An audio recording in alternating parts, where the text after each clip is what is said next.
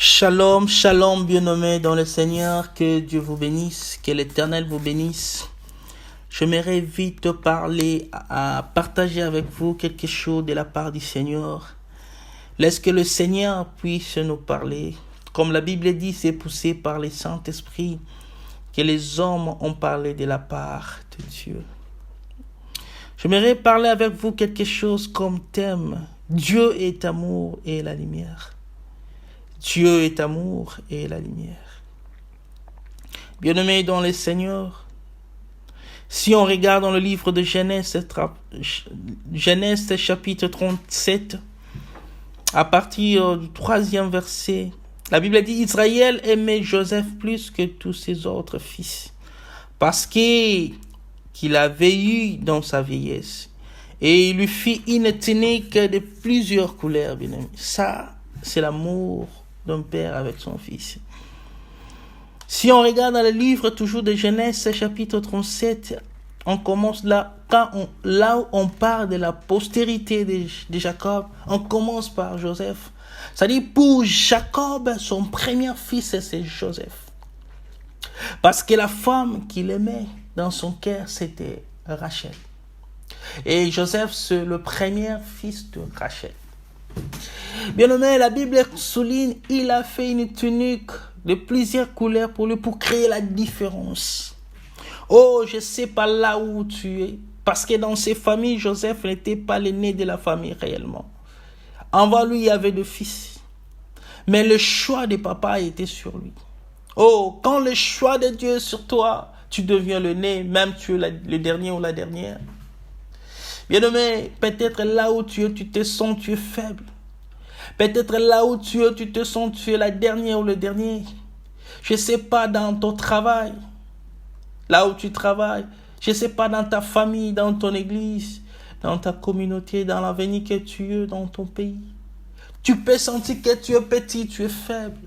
Mais laisse-moi te dire, si l'amour de Dieu est sur toi, oh, tu es localisé par Dieu. Regarde le choix de Dieu sur toi. Malgré que tu te sens petit, mais le choix de Dieu est sur toi.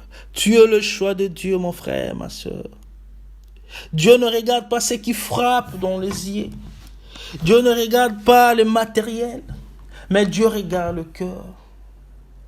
Car Dieu ne voit pas comme les hommes. Car Dieu ne fait pas des choses comme les hommes. Voilà pourquoi quand le prophète est venu dans la maison d'Isaïe pour oindre roi, le père de David ne savait pas que David il était choisi par Dieu. Quand il regardait Saül, il voit Saül c'est un intello, il voit Saül c'est un géant, il voit Saül c'est un guerrier, il voit Saül c'est comme ça, comme ça, comme ça. Quand il regardait David, il voit aucun de signe ne ressemble avec Saül. Il pensait c'est Eliab. Il pensait à son autre fils, mais il ne croyait pas à David. Mais Dieu regarde le cœur. Quand le père a présenté ses fils, Dieu a dit non. Il a dit à son prophète, je regarde pas ce qui frappe dans les yeux, je regarde le cœur. Quand David, il venait avec l'odeur de la forêt, de la brousse, c'est Dieu a dit, voilà l'homme qu'il faut. Voilà la personne qu'il faut. Bien-aimé dans le Seigneur, le choix de Dieu ne regarde pas le diplôme. Le choix de Dieu ne regarde pas l'argent.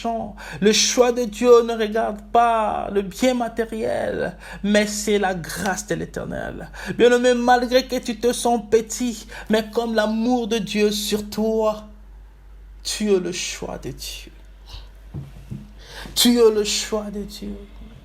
Voilà, Dieu t'a donné une tunique de plusieurs couleurs qui représente les dons et les talents. C'est ça pour te distinguer avec les autres. Ça, c'est l'amour de Dieu pour ta vie. Alléluia. Alléluia.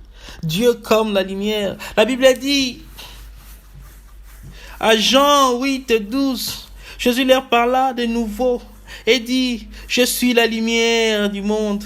Celui qui me suit ne marchera pas dans les ténèbres, mais il y aura la lumière de la vie. Bien-aimés dans le Seigneur, Jésus est la lumière. Quand on parle de la lumière, On voit aussi des ténèbres. Bien-aimé, là où il y a des ténèbres, la solution c'est la lumière. Mais Jésus dit, il est la lumière qui éclaire le monde. Celui qui a Jésus en lui, il est aussi la lumière. Il nous a fait aussi la lumière. Là où il y a des ténèbres, nous sommes appelés d'éclairer, bien-aimés. Là où il y a des ténèbres, nous sommes appelés d'éclairer. La lumière comme solution. Il y a des problèmes, nous sommes appelés de donner la solution. L'apôtre Paul a dit, si moi je vis parce que c'est Jésus qui vit en moi, si Jésus est la lumière, il vit en toi, tu deviens aussi la lumière. Nous sommes la lumière dans ce monde qui est rempli de ténèbres. Nous sommes appelés d'éclairer. On met toujours la lumière sur la table, non sous la table. Nous sommes appelés d'éclairer. Partout où nous sommes, bien-aimés, nous sommes appelés d'éclairer. Dans ton travail, bien-aimé, éclaire parce que tu es la lumière. Dieu est en toi. Dans ton église, éclaire, car Dieu est en toi, tu es la lumière. Nous sommes appelés de donner la solution. Là où il y a la maladie, nous sommes appelés de guérir les malades. Partout où tu seras, si tu trouves quelqu'un a besoin, tu es la solution. Voilà pourquoi cet homme était là.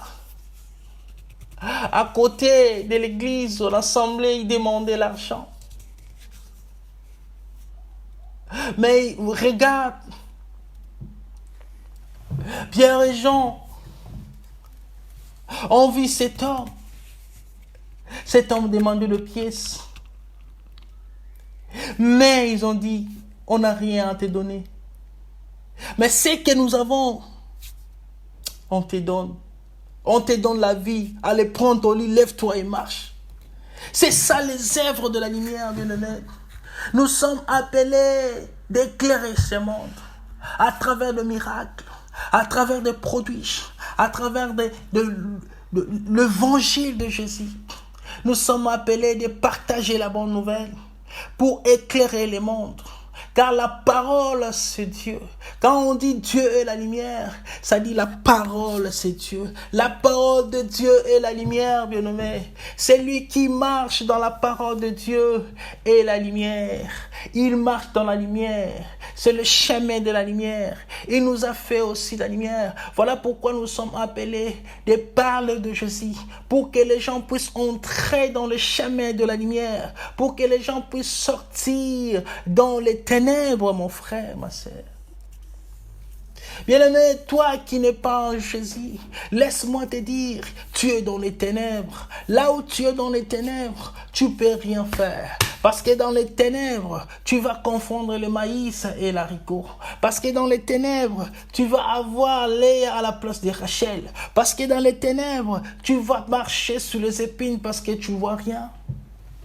Tu as besoin de la lumière. Alors viens en Jésus. Viens en Jésus, tu seras éclairé. Viens en Jésus, ta vie sera éclairée. Oh, la lumière, c'est la réussite. La lumière, c'est la solution à nos problèmes. La lumière, c'est le succès. La lumière, c'est l'élévation. Si tu veux vivre en Circé, viens en Jésus. Si tu veux vivre l'élévation, viens en Jésus. Si tu veux vivre de grandes choses, viens en Jésus. Oh, Dieu la lumière. Bien-aimés, nous sommes appelés d'éclairer le monde. Voilà pourquoi je t'invite, bien-aimé. Ne gardez pas la lumière pour toi seul, mais partagez partout où tu seras. À l'école, éclairez et parlez de Jésus. Au travail, parlez de Jésus. Car nous sommes la lumière pour éclairer le monde. Regarde, de plus en plus le monde est tellement noir. Oh, bien-aimé, t'as Jésus pour faire quoi? Ne garde pas ça pour toi-même, mais parle de Dieu. Parle de la lumière. C'est le temps de s'élever et d'éclairer ce monde, parce que Dieu nous a fait aussi la lumière de ce monde. Bien-aimé, éclaire là où tu es. Bien-aimé, éclaire là où tu es, car Dieu t'a fait aussi la lumière du monde. Que l'Éternel vous bénisse. Que Dieu vous bénisse. Amen.